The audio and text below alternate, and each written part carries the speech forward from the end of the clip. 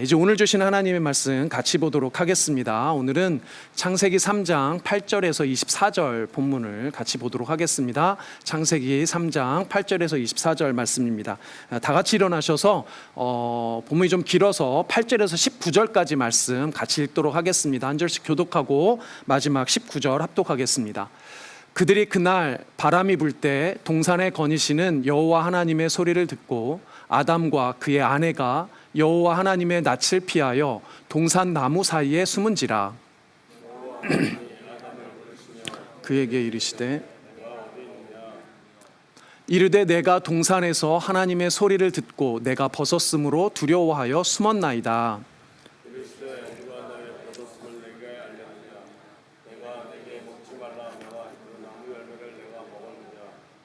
아담이 이르되 하나님이 주셔서 나와 함께 있게 하신 여자 그가 그 나무 열매를 내게 주므로 내가 먹었나이다.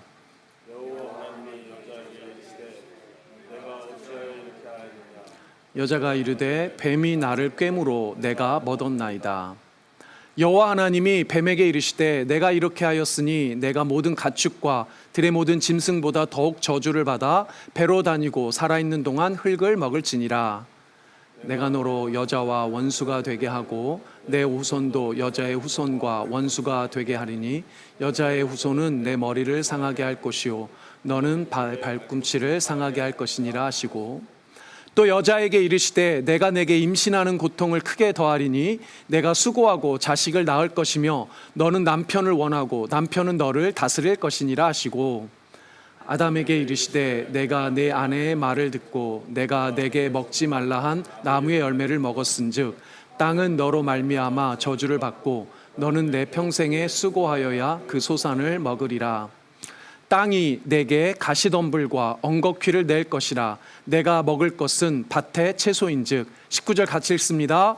내가 흙으로 돌아갈 때까지 얼굴에 땀을 흘려야 먹을 것을 먹으리니 내가 그것에서 취함을 입었음이라. 너는 흙이니 흙으로 돌아갈 것이니라 하시니라. 아멘. 자리에 앉아주시기 바랍니다. 네, 제가 잠깐 기도하고 말씀 전하겠습니다. 아버지 감사합니다. 우리 사랑하는 귀한 성도님들 주님의 전에 부르시고 함께 예배할 수 있도록 인도하시니 감사합니다. 아버지여, 우리가 이 예배를 우리의 최고의 예배, 최선의 예배로 하나님께 드릴 수 있도록 인도하시고 연약하고 부족한 우리 가운데 함께 하셔서 성령 하나님이여 그 참된 예배를 주 앞에 올려드릴 수 있도록 우리 가운데 역사하여 주시옵소서. 연약하고 부족한 종 세우셨습니다. 모든 연약함, 죄악과 아버지 하나님 아픔은 가리시고 존귀하신 하나님의 놀라우신 그 영광만 드러낼 수 있도록 주님께서 역사하여 주시옵소서. 감사드리며 예수님의 이름으로 기도드립니다. 아멘. 자, 우리 좌우양옆으로 인사 나누겠습니다. 세 분씩 얼굴 눈 맞추시면서 인사하겠습니다. 세 분씩 사랑합니다. 축복합니다.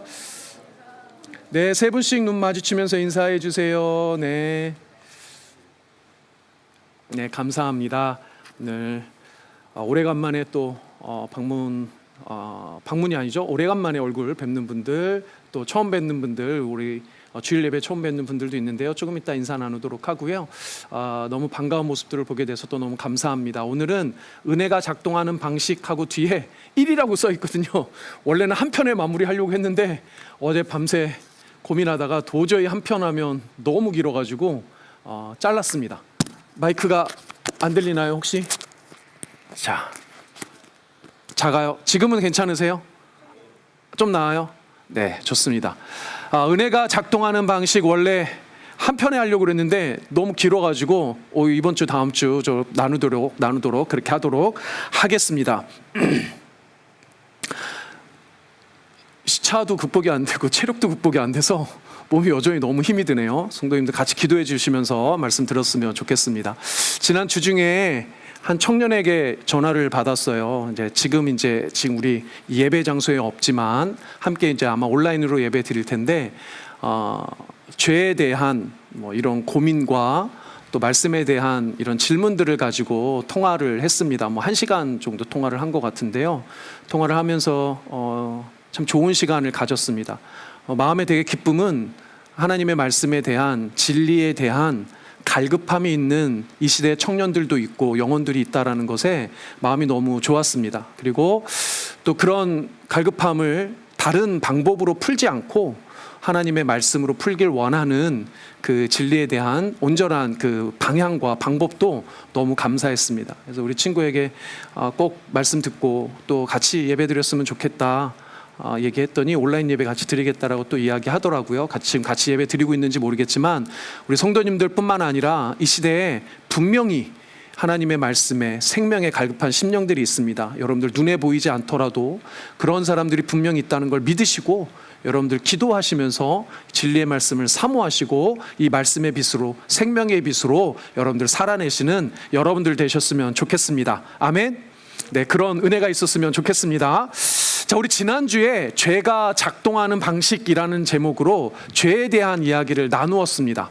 못 들으신 분도 있고 또 한 주 지났으니까 또 기억도 흐릿흐릿해지셨을 것 같은데 짧게 그것만 한번 요약해 볼까요? 자, 죄가 어떻게 들어왔습니까? 죄는 우리 안에 먼저 있었던 게 아니었다고 말씀드렸죠. 외부에 있었던 거예요. 외부에 있었던 죄가 우리 가운데 무엇으로 들어옵니까? 거짓으로, 거짓말로 들어옵니다. 그럼 거짓으로 들어온 이 거짓이 우리 가운데 의심으로 싹이 트게 되고 이 의심은 우리 가운데 양심과 부딪혀 충돌하게 돼요. 근데 그 다툼 가운데 안타깝게도 이제 의심의 거짓이 이기게 되면 그 거짓이 확신이 됩니다. 이 확신이 되면 이 잘못된 믿음도 의지가 생겨서 행동을 하게 돼요. 그래서 의심이 싹이 터서 확신이 되게 되면 그 거짓대로 행동하게 된다는 거죠. 그 행동을 저질러서 죄를 저지르면 그 죄는 놀랍게도 나로 멈추지 않고 주변으로 전염되고 확산된다라고 말씀을 드렸습니다. 저 가운데서도 중요한 게 뭐라고 말씀드렸죠? 양심. 우리 가운데 양심이 작동될 때 그 양심을 붙들고 의심과 싸워야 된다라고 말씀을 드렸어요. 근데 그 양심의 실체가 뭐예요? 우리 가운데 특히 믿는 그리스도인들에게 저 양심은 하나님의 말씀이어야 된다라고 제가 강조를 했었더랬습니다. 그 부분을 로마서의 사도 바울은 이렇게 이야기를 하는데요. 몇 가지 말씀을 조금 드려서 여러분들 한번 되짚어 보겠습니다. 사도 바울은 로마서 7장 21절 23절에서 이렇게 말합니다. 그러므로 내가 한 법을 깨달았노니 곧 선을 행하기 원하는 나에게 악이 함께 있는 것이로되 내 속사람으로는 하나님의 법을, 하나님의 말씀이죠, 하나님의 법을 즐거워하되 23절 같이 읽습니다. 시작. 내 지체 속에서 한 다른 법이 내 마음의 법과 싸워 내 지체 속에 있는 죄의 법으로 나를 사로잡는 것을 보는도다. 사도 바울이 뭐라고 말하는 거예요? 내 속에 하나님의 법, 제가 양심이라고 표현한 거죠.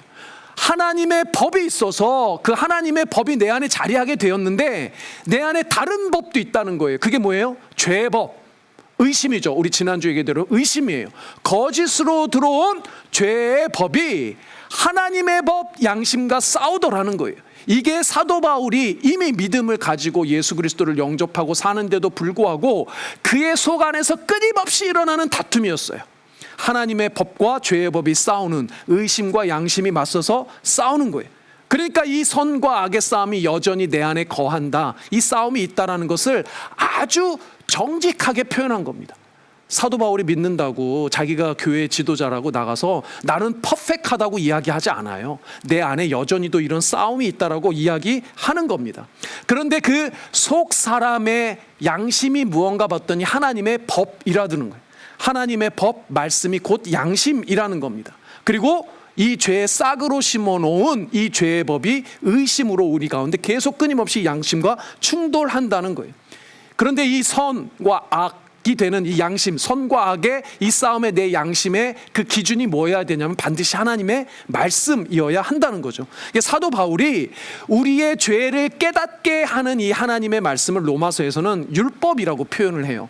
그래서 그 율법이 우리 가운데 죄와 맞서 싸울 수 있게 죄를 깨닫게 해준다라고 얘기를 하는 거죠. 그래서 7장 7절에서 이렇게 사도 바울이 이야기합니다. 그런즉 우리가 무슨 말을 하리요? 율법이 죄냐? 그럴 수 없느니라. 율법으로 말미암지 않고는 내가 죄를 알지 못하였으니 곧 율법이 탐내지 말라 하지 아니하였더라면 내가 탐심을 알지 못하였으리라.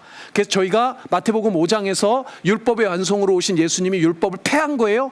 율법을 폐한 게 아니라고 말씀드렸죠. 그 율법은 여전히도 하나님의 말씀에 보면 우리 가운데 뭐를 하게 하는 거예요? 죄를 깨닫게 하는 거예요. 죄를 깨닫고 그 죄와 맞서 싸울 수 있도록 해준다는 거예요.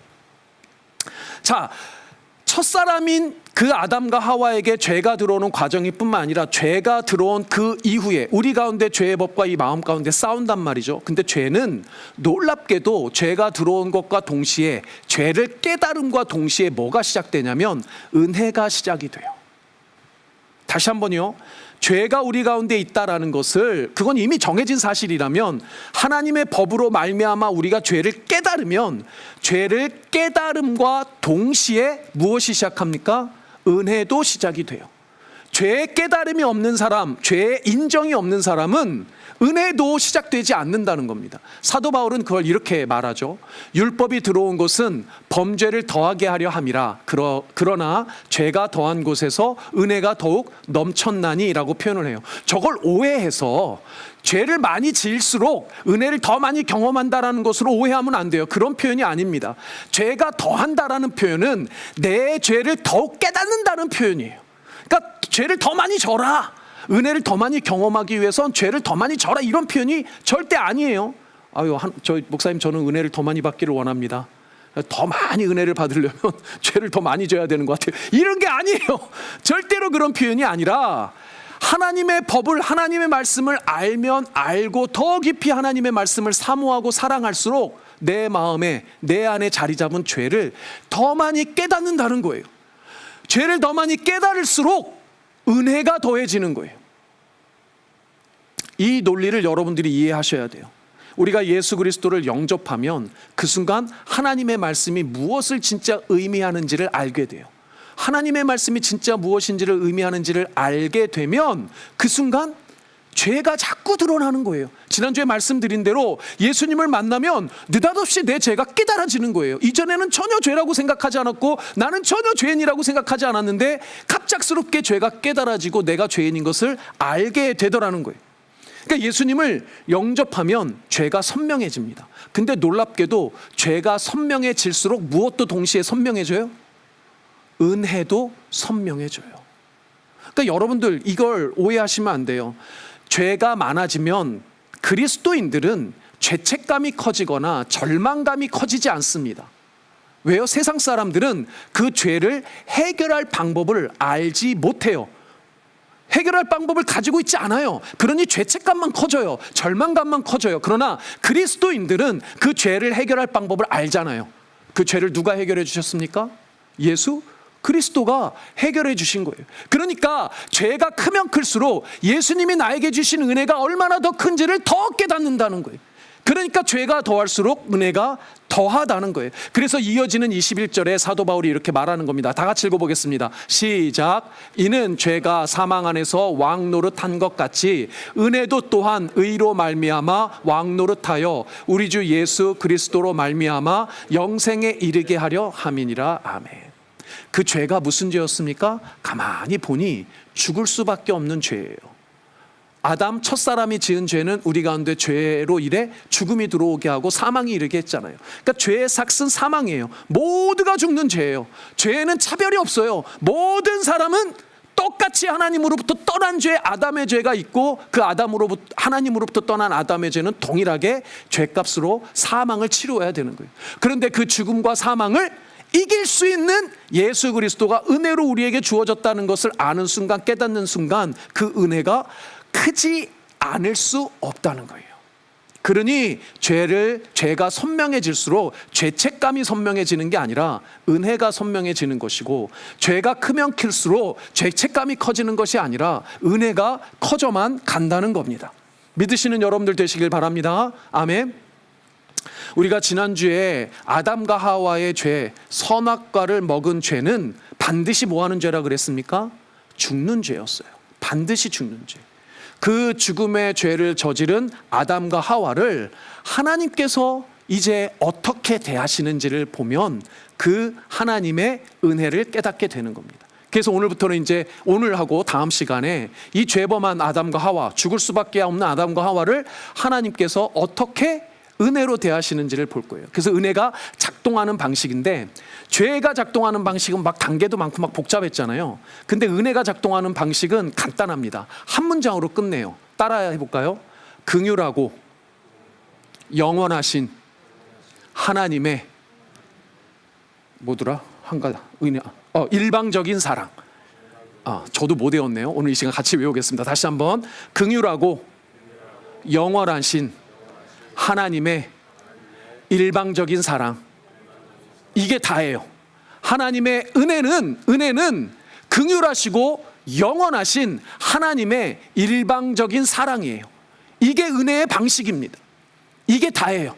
이게 어떻게 드러나는지를 이제 우리가 볼 텐데, 다시 한번 긍휼하고 영원하신 하나님의 일방적인 사랑. 왜 이 수식어들이 붙었는지를 이제 하나씩 살펴보도록 할 겁니다.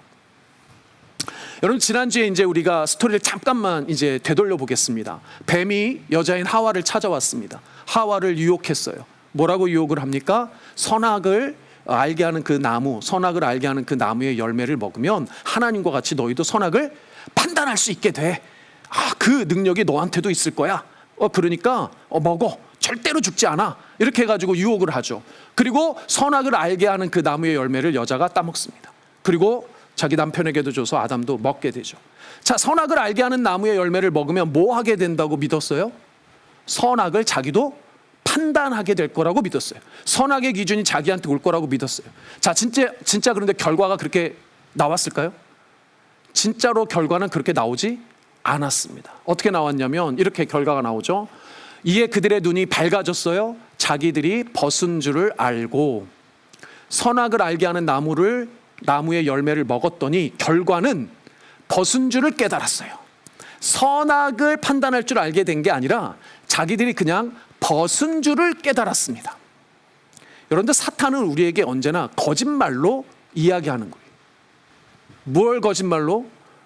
그 선악을 알게 하는 나무의 열매를 먹은 결과에 대해서도 거짓말을 하는 거예요. 반드시 죽지 않을 거야, 결코 죽지 않을 거야도 거짓말이었지만, 선악을 깨달아 알게 될 거야 라는 것도 거짓이었다는 거예요. 그러니까 선악을 분명히 깨달아 안 게 아니라 오히려 선악에 대한 판단의 기준이 흐려져 버렸어요. 오히려 하나님이 선인데 하나님이 선이라는 것이 사라져 버렸어요. 선악을 온전히 판단할 수 없게 됐어요. 그리고 오히려 들어온 것은 뭡니까? 벗은 줄을 깨달았어요. 이 벗은 것을 깨달았다라는 걸 뭐라고 말합니까? 수치심이라고 말해요. 벗은 줄을 깨달았다는 걸 수치심이라고 이야기합니다. 그 뒤에 가면 뭐라고 표현합니까? 하나님이 찾으셨을 때 부끄럽다라고 표현을 해요. 부끄러운 수치심이에요. 선악을 제대로 아는 것이 아니라 선악의 기준인 하나님마저 떠난 이후에, 그러니까 무엇이 망가졌어요? 양심이 망가진 이후에 그 양심의 자리에 뭐가 들어앉은 겁니까? 수치심이 자리 잡았어요. 부끄러움이 자리 잡았어요. 근데 여러분, 놀라지 마세요. 이 수치심도 하나님의 은혜예요. 여러분들, 수치심조차도 하나님의 은혜예요. 놀랍게도 이 수치심이 은혜라고 할 때 왜 수치심이 은혜일까요? 하나님께서 그 아담과 하와에게 주신 수치심은 뭡니까? 양심처럼 사람이 모두 다 가지고 있어요. 여러분들, 모든 사람은 다 수치심을 느낍니다. 부끄러움을 느껴요. 근데 여러분들, 언제 부끄러움을 느낍니까? 언제 수치스러움을 느낍니까? 내가 죄를 지었을 때 수치심을 느껴요. 내가 부족한 걸 깨달을 때, 내가 연약한 걸 깨달을 때, 내가 완전하지 못한 걸 깨달을 때, 그래서 실수하고 잘못할 때 뭘 느끼게 됩니까? 수치심을 느끼게 돼요. 죄가 들어오기 전에는 양심으로 이 죄를 방어했다면, 하나님께서 이 죄를 저지른 아담과 하와에게 주신 그 수치심은 내가 죄를 졌구나라는 사실을 깨달을 때 드는 감정이 수치심이에요. 이해되세요, 여러분? 그러니까 수치심은 내가 죄라는 것을 깨닫고 그 죄에 대해서 뭐 할 수 있게 만들어주는 겁니까? 회개하게 만들어주는 거예요. 여러분들, 다윗의 이야기를 한번 좀 돌아보도록 하겠습니다. 여러분들, 다윗은 하나님의 마음에 합한 사람, 이스라엘 역사상 가장 뛰어난 사람이었어요. 골리앗을 물리친 이야기뿐만 아니라 다윗이 이스라엘의 왕이 되기까지 정말 그의 모든 기록을 살펴보면 한치도 하나님 앞에 어그러짐이 없었습니다. 그렇죠? 그런데 그 다윗이 왕이 되고 좀 먹고 살만해지고 자기 자리가 안정되니까 한순간에 실수해버리죠. 밧세바를 범합니다. 밧세바를 간음하죠. 간음죄를 저질러요. 근데 거기서 끝난 게 아니죠. 이 밧세바를 범한 간음죄를 뭐 하기를 바랬어요? 덮어버리기를 바랬어요. 그래서 그 가는 죄를 덮기 위해서 무슨 죄를 저지릅니까? 밧세바의 남편인 우리아를 죽이는 살인, 교사죄를 저지르죠. 간음죄를 덮기 위해서 살인죄를 저지릅니다. 살인죄를 저지르고 나서도 자기의 죄를 깨달아요? 못 깨달아요? 못 깨달아요. 그래서 하나님께서 누구를 보내십니까? 나단이라는 선지자를 보내요. 선지자를 보내서 직원도 아니고 예와 우화, 동화 같은 거 하나 만들어가지고 들려줘서야 그제서야 다윗은 깨닫습니다. 자기의 죄를. 여러분들 그 문맥을 가만히 살펴보면 이 다윗의 마음속에 스스로 죄를 깨달았다라는 부끄러움과 수치심에 대한 얘기가 전혀 없어요. 다윗은 스스로 죄를 졌다라는 사실을 깨닫지 못했습니다. 죄를 깨닫지 못하니 뭐도 없어요? 수치심이 없어요. 부끄러움이 없어요. 나중에 나단 선지자가 오고 그 죄를 지적하고 나서야 그 죄를 깨닫습니다. 그 죄를 깨달은 다윗이 쓴 시가 시편 51편이에요. 시편 51편에 그제서야 다윗이 이렇게 고백합니다. 하나님이여 주의 인자를 따라 내게 은혜를 베푸시며 주의 많은 긍휼을 따라 내 죄악을 지어 주소서. 나의 죄악을 맑게 씻으시며 나의 죄를 깨끗이 제하소서. 3절 같이 읽습니다. 시작. 물은 나는 내 죄가를 아오니 내 죄가 항상 내 앞에 있나이다. 사랑하는 여러분, 우리가 수치심과 부끄러움을 느낀다는 것은 이미 내 안에 들어와 있는 죄를 깨닫는다는 거예요. 그런데 수치심조차 느껴지지 않으면, 부끄러움조차 느껴지지 않으면 그 죄를 못 깨닫고 회개할 수 있는 기회조차도 상실한다는 겁니다.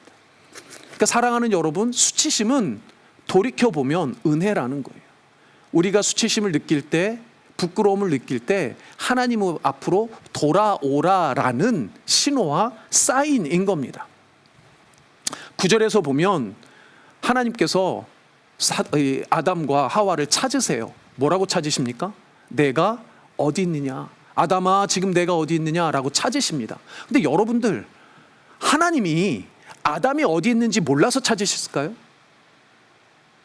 아담이 지금 숲을 뒤에 숨었잖아요. 거기 숨은 거 숨은 그림 저기 숨바꼭질하는 것 마냥 몰라갖고 꼭꼭 숨어라 한 다음에 정말 몰라가지고 내가 어디 있느냐라고 물으시는 겁니까? 아니죠. 아담아 너 어디 있느냐라고 물으시는 이유는 뭡니까? 그러면 너 왜 아직도 못 깨닫니에요. 너 왜 아직도 나한테 돌아오지 않느냐는 거예요. 네가 죄를 저질렀으면, 마음에 부끄러움이 있고 수치심이 있으면 뭐 하라는 거예요? 지금 나와 함께 있던 그 자리로 돌아오라라는 신호입니다. 지금 넌지시 묻고 계신 거예요. 야, 너 지금 죄진 거 다 알아. 너 지금 잘못한 거 알아. 그러니까 빨리 돌아와라 라는 의미예요. 지금 우리에게도 여전히 마찬가지입니다. 여러분들 삶 속에 수많은 죄가 있어요. 매 순간 연약해서 부족해서 죄를 저지르는 게 저희의 모습입니다. 그런데 그럴 때마다 하나님께서 부르시는 거예요. 얘야, 너 지금 어디 있니? 너 지금 어디 숨어 있는 거니? 야, 부끄럽다고 숨지 말고 나에게 돌아오라라는 사인입니다. 그 수치심이 무엇으로 이어져야 되는 거예요? 회개로 이어져야 돼요. 하나님께로 돌아오는 것으로 이어져야 돼요. 근데 세상은 부끄러움도 수치심도 느껴도 돌아갈 때를 알아요, 몰라요? 돌아갈 때를 알지 못하는 거예요. 예수 그리스도를 만나지 못한 사람은 누구에게로 돌아갈지조차도 모르는 겁니다. 그러니까 수치심과 부끄러움을 느끼면 어떻게 해야 돼요? 바로 회개해야 되는데 회개하지 못합니다. 회개하지 못하고 다른 엉뚱한 방법들을 쓰는 거죠. 10절에서 이렇게 말합니다. 이르되 내가 동산에서 하나님의 소리를 듣고 내가 뭐예요? 벗었으므로 두려워하여 숨어요. 하나님께로 돌아가야 되는데 돌아갈 방법을 모르면 두려워서 숨습니다. 수치심 뒤에 따라오는 게 뭐냐면 두려움이에요. 사실 여러분들 이걸 잘 알아야 합니다. 수치스럽고 부끄러우면 두렵습니다. 두려움이 쫓아와요.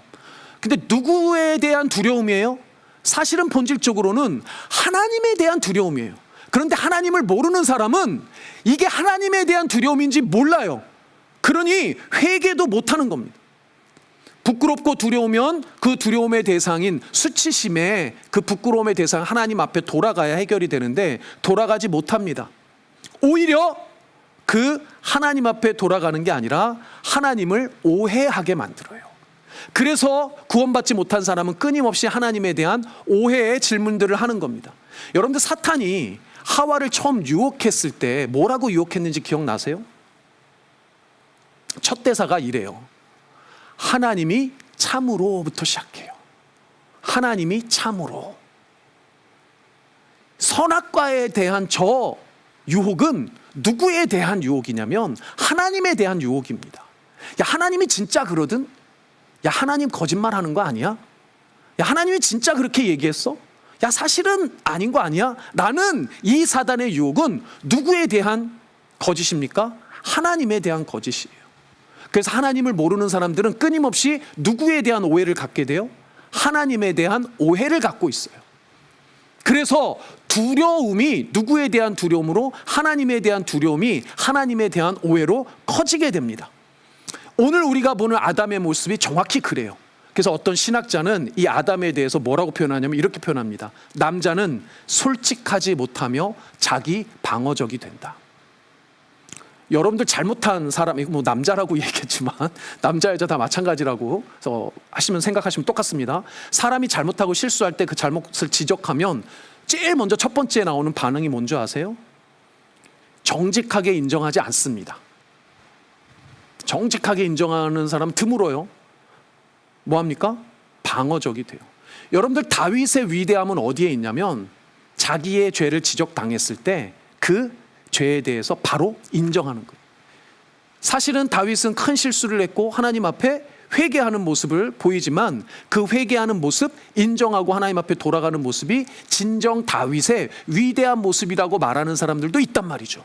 그런데 하나님을 모르는 세상 사람들은요, 자기의 죄를 지적받으면 내가 했어요, 정말 잘못했어요, 안 한단 말이죠. 자기 방어적이 됩니다. 그 자기 방어적이 되는 첫 번째 모습이 뭡니까? 스스로 자기의 치부를 가려요. 그 모습이 뭐예요? 무화과 나무로 자기의 무화과 나무 잎으로 자기의 수치를 가립니다. 이에 그들의 눈이 밝아져 자기들이 벗은 줄을 알고 뭘 합니까? 무화과 나무 잎으로 치마를 만들어 자기의 수치를 가려요. 여기에 중요한 표현이 빠져 있는데 뭐가 있습니까? 무화과 나무 잎을 엮어 스스로가 빠져 있어요. 하나님을 제외하고 스스로 그 죄를 해결하려고 한다는 거죠. 근데 사랑하는 여러분, 우리에게는 죄를 스스로 해결할 수 있는 능력이 있어요, 없어요? 없어요. 우리에게는 죄를 스스로 해결할 수 있는 능력이 없단 말이에요. 하나님과 우리 사이의 죄는 하나님과 우리 사이의 관계가 단절되었어요. 그런데 하나님과 우리 사이의 이 죄를 해결할 수 있는 그 방법은 하나님만 갖고 계시지 우리에겐 없단 말이에요. 왜요? 하나님은 창조주고 우리는 피조물이기 때문에 그 관계조차도 하나님이 맺어주셔서 가능한 거였어요. 그 관계를 깬 건 우리였지만 관계를 회복시킬 수 있는 건 하나님밖에 없더라는 거죠. 그런데도 여전히 스스로 해결한다고 하는 거죠. 스스로 해결하려고 했었던 첫 번째 모습이 뭡니까? 무화과 잎으로 자기의 수치를 가리는 거예요. 근데 더 무서운 모습이 있습니다. 그건 뭐냐면 실제로 우리가 삶에서 많이 행하는 건 뭐냐면 내 죄를 인정하지 않고 그 죄를 남에게 떠넘긴다는 거예요. 창세기 3장 12절 13절에 보면 이렇게 이어져 나옵니다. 아담이 이르되 하나님이 주셔서 나와 함께 있게 하신 여자, 그가 그 나무 열매를 내게 주므로 내가 먹었나이다. 인류 역사상 가장 수치스러운 남자의 모습이에요. 지가 저지른 죄를 누구에게 떠넘깁니까? 여자에게 떠넘기는 거예요. 여자가 나한테 줘서요, 제가 할 수 없이 먹었어요 라고 여자에게 책임을 넘겨요. 그랬더니 여자는 어떻게 합니까? 13절입니다. 같이 읽어보겠습니다. 시작. 여호와 하나님이 여자에게 이르시되 내가 어찌하여 이렇게 하였느냐? 여자가 이르되 뱀이 나를 꿰므로 내가 먹었나이다. 여자는 또 그 죄의 책임을 누구에게 넘깁니까? 뱀에게 넘겨요. 사랑하는 여러분, 자기 방어적인 태도는 누구에게? 타인에게 죄의 책임을 전가시킵니다. 아담은 하와에게, 하와는 뱀에게 책임을 떠넘기는 거죠. 근데 여러분들 언뜻 보아서는 이 책임의 전가가 여자에게 넘길 것 같고 뱀에게 넘길 것 같잖아요. 그런데 아담의 말을 자세히 들여다보면 절대 그렇지 않습니다. 아담이 이르되 하나님이 주셔서 나와 함께한 여자. 무슨 말입니까? 저 여자 하나님이 주신 거잖아요. 저 여자만 아니었으면, 아니 저 여자 주신 하나님만 아니었으면 내가 이 죄 안 지었을 거 아닙니까? 라고 그 책임을 결국은 누구한테? 하나님에게 보낸다는 거예요. 그 책임을 하나님께 전가시키는 거예요. 그래서요, 믿지 않는 사람들이 결국은 묻는 건 이겁니다. 왜 하나님은 선악과를 만들어서? 저때 하나님이 딱 막으시고, 지난주에 질문 말씀드린 대로, 아니 저 선악과 정도 안 먹게 하셨으면 왜 사람으로 죄를 짓게 만들어서? 라고 누구에게 책임을 돌리는 거예요? 하나님에게 돌린단 말이죠. 그러니까 사랑하는 여러분, 수치심이 들어오고 죄가 들어오고 두려움이 생기면 누구에 대해서 자꾸 오해한다고요? 하나님에 대해서 자꾸 오해한다고요. 하나님의 말씀에 대해서 자꾸 오해한다고요. 믿지 않는 사람들에게 하나님의 말씀을, 하나님을 알려도 그들이 자꾸 하나님에 대해서 오해하는 이유가 여기에 있다는 거예요. 원래부터 죄의 목적은 하나님을 오해하게 만드는 거예요. 원래부터 죄의 목적은, 사단의 목적은 하나님을 오해해서 우리로 하여금 하나님을 멀리 떠나보내게 만드는 게 죄의 목적이에요. 그러니까 여러분들 하나님의 말씀을 가까이 하게 하지 못하는 것, 하나님을 가까이 하지 못하는 것, 이 예배의 자리를 여러분들 막는 것, 그건 다 사단의 유혹이라고 봐도 과언이 아니에요. 끊임없이 지금도 죄가 하는 일은 하나님을 오해하게 만듭니다. 끊임없이 죄가 하는 일은 우리로부터 하나님을 떼어내려고 하는 거라는 거죠. 그 모든 것이 다 유혹이라는 겁니다. 놀랍게도 이 죄의 특성은 우리에게 그대로 남아서 우리가 죄를 깨닫는 순간, 수치심을 느끼는 순간 회개하지 않고 책임을 자꾸 넘깁니다. 제 가정상담 가보면요, 부부 문제로 가정상담에서 부부 찾아가잖아요. 양쪽 만나보면 거의 99% 확실합니다. 자녀 문제 생기죠? 남편한테 물어보면 아내 잘못이라고 그래요. 아내한테 물어보면 남편 잘못이라고 그래요. 저 사람은 맨 집에 신경도 안 쓰면서, 남편은 여자가 집에서 뭐하면 다 이래요. 진짜 거의 비슷합니다. 남자는 여자에게, 여자는 남자에게 책임을 전가한단 말이죠. 책임을 회피하더라는 거예요. 똑같아요. 저 인간만 아니었으면 내 인생이 이루어진 않았을 텐데. 이거 TV 드라마, 1일 드라마 단골 대사잖아요. 저 인간만 아니었으면 내 인생이 그러지 않았을 텐데. 그 책임을 타인에게 전가시키는 것, 이게 죄를 느끼는, 그 수치심을 느끼는 그 사람의 전형적인 방법이라는 거죠. 사랑하는 여러분, 죄는 우리 스스로 해결할 수 없어요. 여러분들이 죄에 대한 수치심을 느낀다면 바로 누구에게 돌아가야 돼요? 하나님에게로 돌아가야만 합니다. 죄의 문제, 악의 문제는 인간 스스로 해결할 수 있는 것이 아니라 온전히 하나님만 해결할 수 있어요. 자기 스스로 어떻게 할 수 없으면서 무화과 잎으로 수치심을 가리겠다고 두려움으로 하나님께 또 책임을 넘겨버리잖아요. 그런데 그 수치심과 두려움으로 스스로 자기의 죄를 덮으려고 하고 하나님께 죄를 떠넘기려고 했었던 그 아담과 하와의 그 두려움마저도 하나님께서는 긍휼하심으로 덮어주세요. 아무리 우리가 죄를 짓고 아무리 우리가 실수를 해도 언제나 그 죄와 실수를 회복시키시는 건 누굽니까? 하나님이세요. 그래서 긍휼하신 하나님의 일방적인 사랑이에요. 그 무화과 잎으로 이게 가린 게, 인간이 막은 게 이게 제대로 가려졌겠어요? 저것은 일시적인 수단입니다. 그래서 하나님께서 무엇을 주셨나요? 창세기 3장 21절입니다. 같이 읽습니다. 시작. 여호와 하나님이 아담과 그의 아내를 위하여 가죽 옷을 지어 입히시니라. 모든 징계를 주시고 마지막에 하신 일은 사실은 가죽 옷을 지어 입히신 거예요. 여러분들, 저기서 가죽은 스킨입니다. 스킨. 저것은 짐승, 동물의 껍질이에요. 저 구절 이전에는 이 성경상에 죽음이 등장하지 않습니다. 실제로 죽음에 대한 말은 나오지만 뭐가 죽은 게 없어요.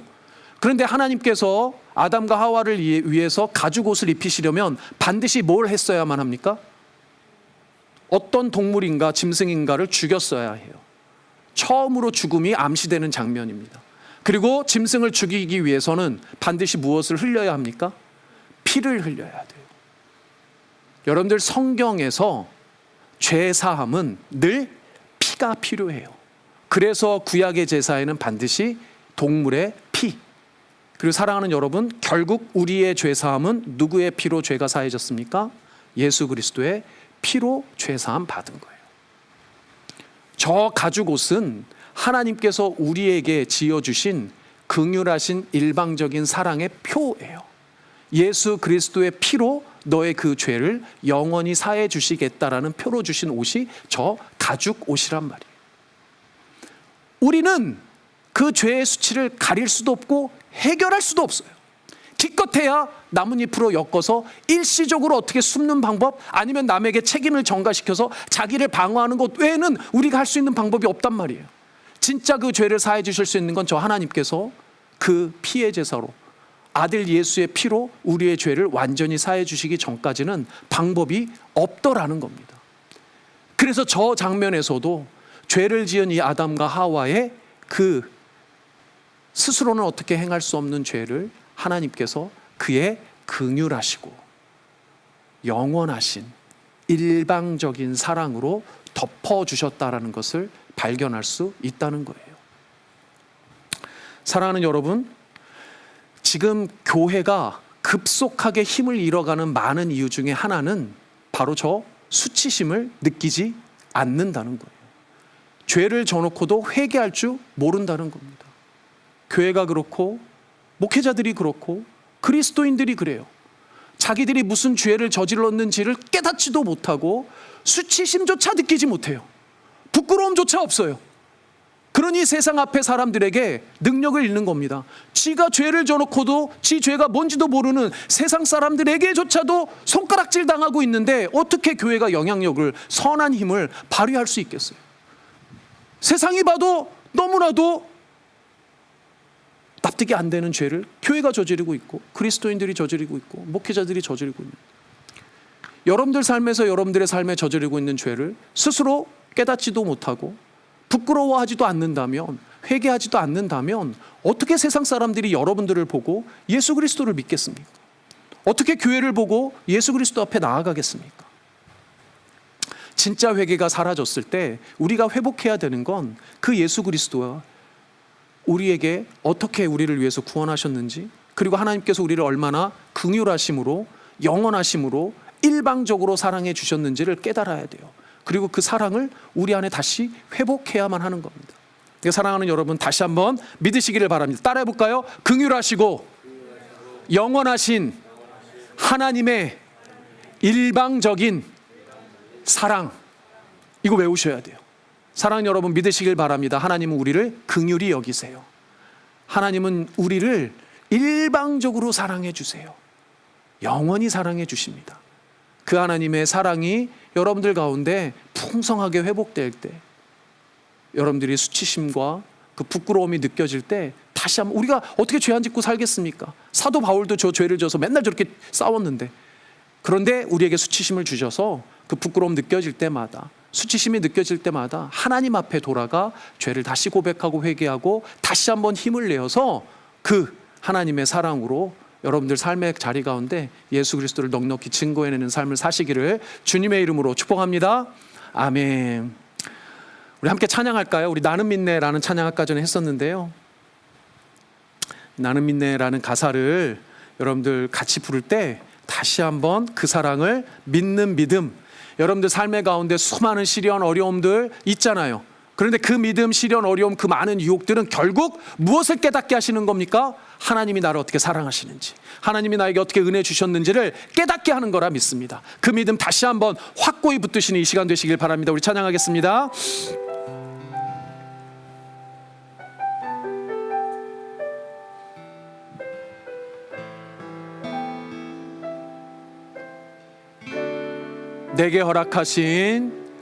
내게 허락하신 시련을 통해 나의 믿음 더욱 강하게 자라나고, 험한 산과 골짜기 지나는 동안 주께 더 가까이 나를 이끄시네. 내가 겪는 시험이 어렵고 높고 내 주님보다 크지 않습니다. 내 주님보다 내 앞에 바다가 갈라지지 않으면, 내 앞에 바다가 갈라 주가 나로 바다 위 걷게 하리. 그게 우리의 믿음입니다. 바로 바다 위 걷게 하리. 아멘. 나는 믿네. 주의 능력으로, 주의 능력으로 내 삶 새롭게 되리. 나는 믿네. 주의 능력으로,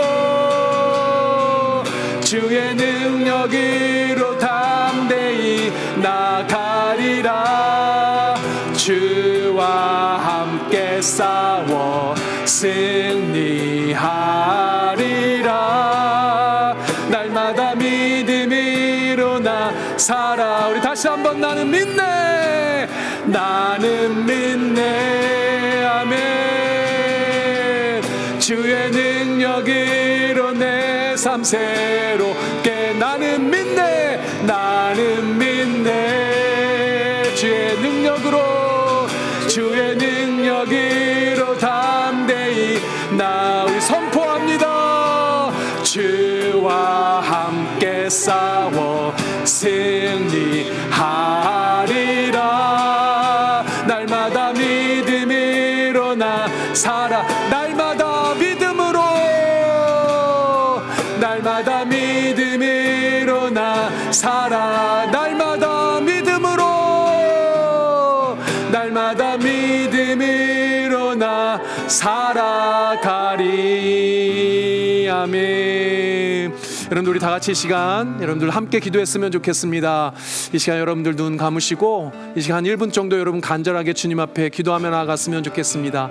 주님, 내 삶에 여전한 죄악들이 있는 것을 봅니다. 주의 말씀으로 다시 한번 깨닫게 하시니 감사합니다. 내가 아버지 하나님 비록 여전히 연약하여 실수하고 좌절하고 낭망할 때가 있지만 다시 한번 이 시간 주의 능력, 주의 힘, 주를 소망하는 그 마음으로 주를 의지하여 나아갈 때 다시 한번 아버지 하나님께서 힘을 주시고 능을 주셔서 깨닫게 하신 그 죄를 말끔히 씻어내고 다시 한번 승리하는 삶을 살아낼 수 있도록 주님께서 역사하여 주시옵소서. 내 안에 가득한 수치심을 다 떨어내게 하시고 두려움도 다 떨어내게 하여 주시고 주님 앞으로 돌아갈 때, 하나님 앞으로 돌아갈 때 다시 한번 예수 그리스도의 그 힘으로, 능력으로, 소망으로 이겨낼 수 있도록 주님께서 역사하여 주시옵소서. 여러분들 간절한 마음으로 여러분들 자신을 위해서 간절한 마음으로 주님 앞에 기도하며 나아가겠습니다. 기도합니다.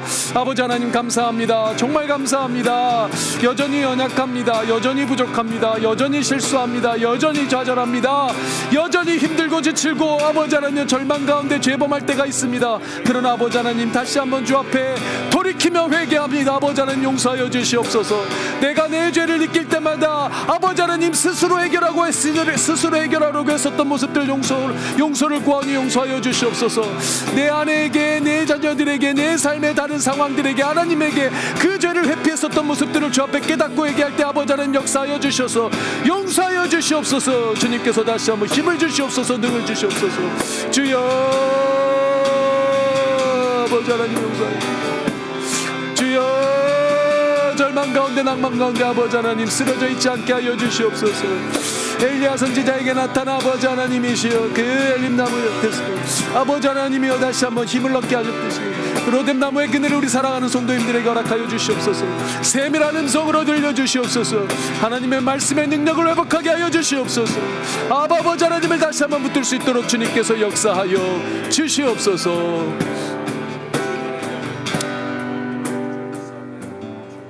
아멘.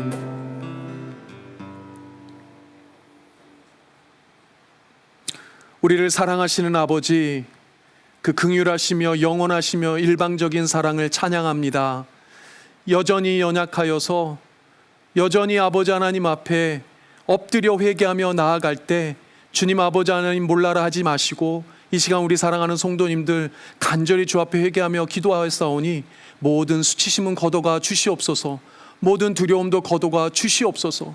다시 한번 주를 돌이켜 주님을 찾는 우리 사랑하는 성도님들의 마음 가운데 로뎀나무 그늘과 같은 안녕을, 평안을, 위로를, 회복을, 승리를 경험할 수 있도록 주님께서 역사하여 주시옵소서.